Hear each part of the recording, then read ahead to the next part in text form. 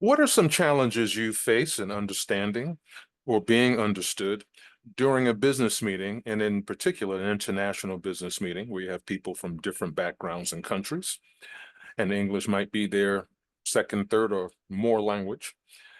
And how did you overcome them? How do you prepare for a business meeting to ensure you are confident and ready to contribute effectively? Are there any specific tools or techniques that you use? Well, welcome everyone, and good day to all. We're going to answer these questions and some more today. But today is another learning session from Business English Success Strategies to help you master your English communication. Our purpose is to use our years of experience in TEFL and ESL to help you master English communications. We do this by providing tips, strategies, and lessons such as these to improve your spoken business English. Today's session, as you can guess, covers preparing for and holding a business meeting. This session is designed for intermediate and advanced non-native English speakers aiming to improve their business English skills for professional growth. We'll cover essential aspects of business meetings, including vocabulary, grammar, and practical tips. Just as a reminder, all the lessons from us are most appropriate for intermediate and advanced users, but of course, as always, everyone is welcome. The format of this lesson is to define a term or present a term, and then give you a short real-world example of some type so that you understand how to best implement the tip, the term, the strategy. Okay, now, let's get started.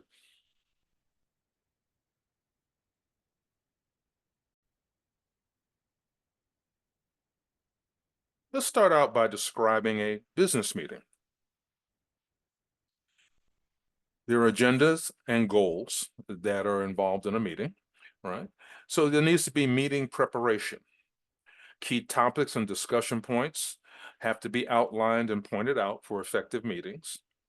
The objectives to achieve that you want to achieve during the meeting. This is for clarity. And then the importance of aligning the goals with the meeting purpose.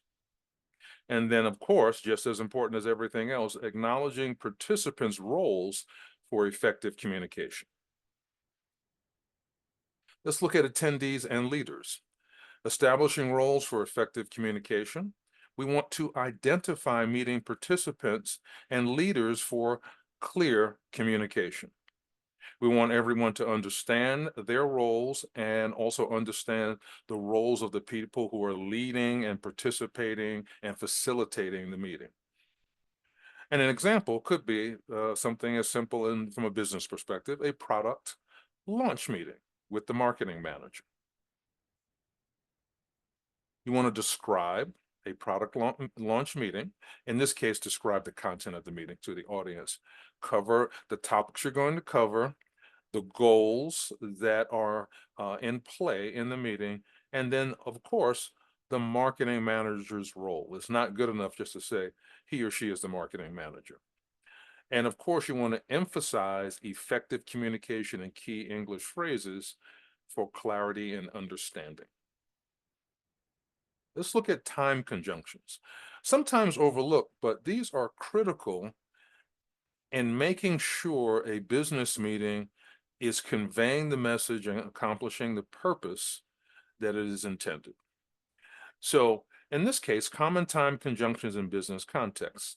We utilize before, after, until, when, once, as soon as, while, during, and since. If we're doing this effectively in business context, we are actually achieving precise communications. And we'll see examples in some of these later. So let's just take a look at time conjunctions in action, right? They're going to be practical business scenarios using key time conjunctions effectively. You cannot have a business meeting in any language, in fact, without using, in terms of English, these time conjunctions or some others that are not listed here, but these are the most common, or their equivalent in another language. They enhance communication. Right. And you apply these time conjunctions to improve the communication in meetings.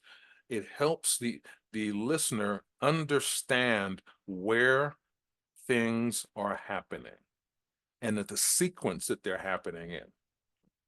So these are key for effective business usage, utilizing time conjunctions if you want to have clear and concise professional interactions. Let's look at some vocabulary. So these are just, a short list of some key business meeting terms. Agenda, the outline of the meeting topics and goals. Collaborate, work together on a task or project. Feedback, comments on performance or ideas for improvement. Deadline, time by which something must be finished. Consensus, general agreement among a group. And as I said, there are others. This is just a short list. Here's a practice activity, right? And what you want to do is create and complete sentences with key terms like agenda and proposal to reinforce your understanding of how you might present them in an actual meeting. Now we're going to look at idioms. Now, these are common idioms in business meetings. This is a short list. There are definitely many more.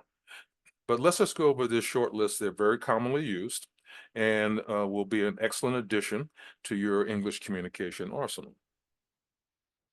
Get down to business. You start discussing important topics without delay. Show of hands.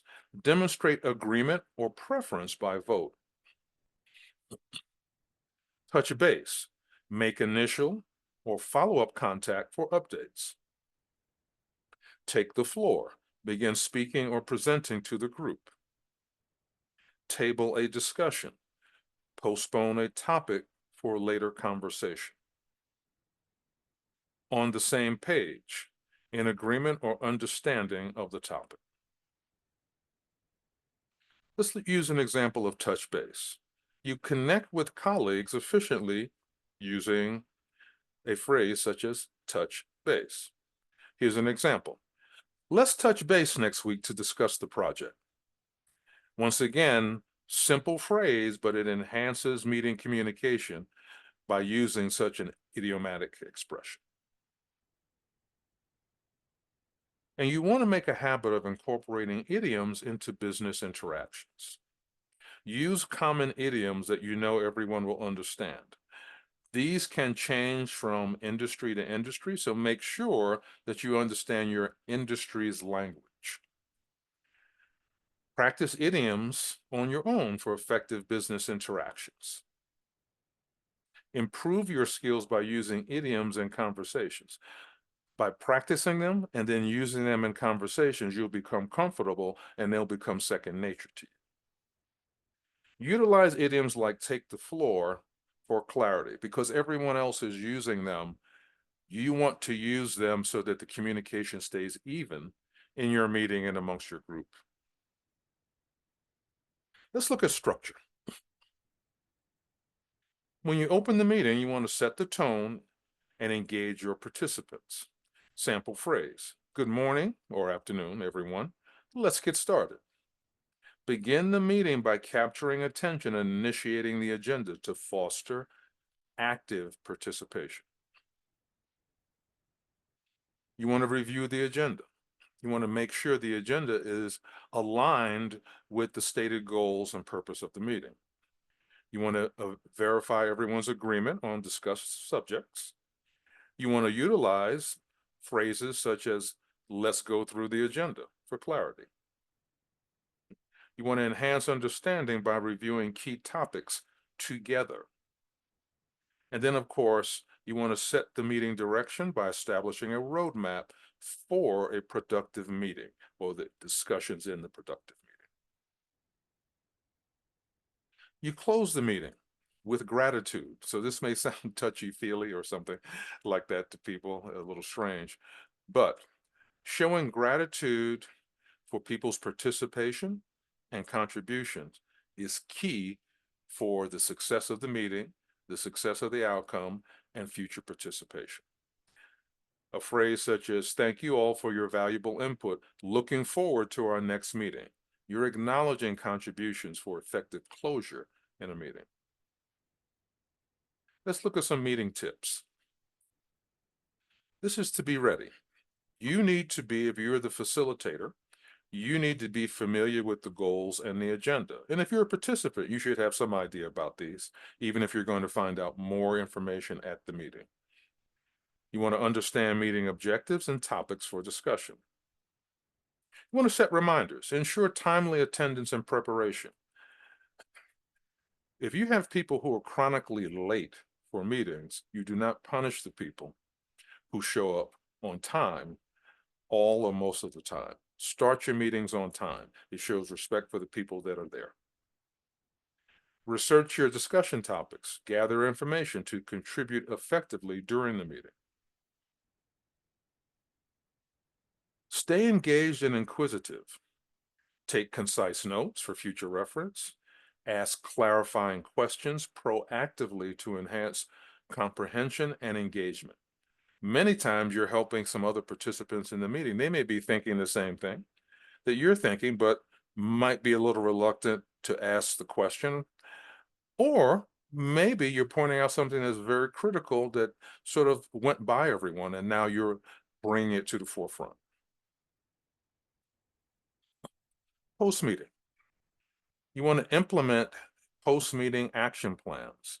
You want to execute post-meeting tasks promptly, review action items, plan for enhancements, and follow up diligently for effective communication and progress.